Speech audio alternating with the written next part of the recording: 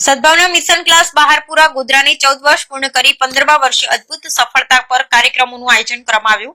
પંચમહાલ જિલ્લાના પાટનગર ગોધરા શહેરમાં કેટલાક વર્ષોથી બહારપુરા સ્લમ વિસ્તારમાં શિક્ષણથી વંચિત એવા ગરીબ અને મધ્યમ વર્ગના બાળકોને શિક્ષણ 14 વર્ષથી 160 ઉપરાંત બાળકોને નામાંકિત શિક્ષક શ્રી ઇમરાન સાહેબ અદ્ભુત આપી રહ્યા છે। તેના સંચાલક લારા હોસ્પિટલના ખ્યાતનામ એવા ડોક્ટર સુજાત વલી સાહેબના નેતૃત્વમાં સદભાવના મિશન ક્લાસ બહારપુરા ગોધરામાં મફત શિક્ષણ કોચિંગ ક્લાસ સાંજે 6 કલાકે આપવામાં આવે છે। સદભાવના મિશન ક્લાસને 14 વર્ષ પૂર્ણ કરી 15મા વર્ષે અદ્ભુત પ્રવેશ કરવા પર એક નાનકડો કાર્યક્રમ રાખવામાં આવ્યો। તેમાં ગરીબ અને મધ્યમ વર્ગના બાળકોને કલા અને સાંસ્કૃતિક પ્રવૃત્તિઓના ભાગરૂપે મન મૂકી ડાન્સ કરી આ અદ્ભુત સફળતા પર જોવા માટે વાલીશ્રી અને સ્થાનિક લોકો સ્તંભ થઈ ગયા હતા। સદભાવના મિશન ક્લાસની જળહળી સફળતાની ઝલક જોવા માટે લોકોની ભીડ જામી હતી।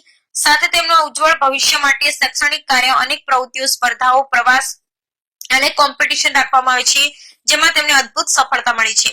આ કાર્યક્રમ દરમિયાન દરેકને અલ્પહાર અને કેક આપી સદભાવના મિશન ક્લાસની સેવાકીય પ્રવૃત્તિથી પ્રેરાઈ શરૂઆત કરી હતી જેને પગલે ક્લાસમાં આવતા તમામ બાળકોની મોઢા પર ખુશીઓ જોવા મળી હતી। સદભાવના મિશન ક્લાસ બહારપુરા ગોધરાની અદ્ભુત સફળતા પર ડોક્ટર સુજાત વલી વાલીશ્રીઓ સમાજના અગ્રણીઓએ બાળકોને અને ઘણા વર્ષોથી એકતાના પ્રતીક તરીકે જાણીતા મુસ્લિમ સમાજના નામાંકિત મશહૂર શિક્ષક શ્રી ઇમરાન સાહેબને ખૂબ ખૂબ અભિનંદન પાઠવ્યા હતા જે પંચમહાલ અને ગોધરાની ગૌરવ છે। Bureau report Mohammad Tahir Ganji Godhra. Sadbhavana mission class Baharpura ગોધરાની સ્થાપના ડોક્ટર સુજાત વલી સાહેબે કરવામાં આવી હતી।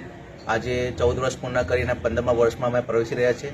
અમે સેલિબ્રેશન કરી રહ્યા છે। આજે બાળકો ખૂબ સુંદર રીતે તૈયાર કરીને આવ્યા છે। તો સાંસ્કૃતિક કાર્યક્રમ રાખવામાં આવ્યો છે અને અલ્પાહારની પણ વ્યવસ્થા કરવામાં આવી છે। અહીંયા બાળકોને કેક આપીને કેક પણ બધા દરેકને આપવામાં આવ્યું છે। અહીંયા ગરીબ અને અનાથ અને આર્થિક રીતે પછાત બાળકો પણ અભ્યાસ કરી રહ્યા છે। કોઈ ફીસ લેવામાં આવતી નથી। છેલ્લા 14 વર્ષથી સતત લગાતાર શિક્ષણ આપી રહ્યા છે।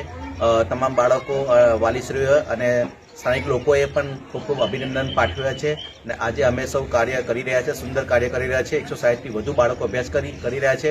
અહીંયાથી ભણી ગણીને ઘણા લોકો આગળ વધી પોતાના જોબ કરી રહ્યા છે અને તમામ બાળકોએ પણ અભિનંદન પાઠવ્યા છે। વાલીશ્રીઓએ અને તમામ એના સ્થાનિક લોકોએ પણ અભિનંદન પાઠવ્યા છે।